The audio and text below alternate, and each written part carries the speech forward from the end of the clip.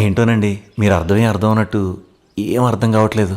అమ్మాయిలంటే అంతే విష్ణు. ఓ, మేం పూర్తిగా అర్థమయ్యామని గుండె మీద చేసుకుని చెప్పే ఒక్క మగాడిని చూపించి ఈ ప్రపంచంలో నిజమే, బతికి పట్టుకుంటున్నాడు ఎవడో లేడు.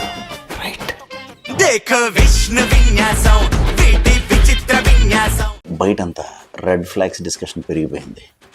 మనం ఇప్పుడు రెడ్ ఫ్లవర్స్ గురించి డిస్కషన్ చేద్దాం. Number 1 red flower. ఆవిడ ఎస్ చెప్పదు, అలా నో చెప్పదు. ఆవిడ పడిపోయిందేమో అని ఊహల్లో బతికేసేవాడు రెడ్ ఫ్లవర్ నెంబర్ 1. ఆవిడ ప్రాబ్లం ఏంటో చెప్పదు, ఆవిడ అసలు ప్రాబ్లం ఏంటో కూడా తెలియదు.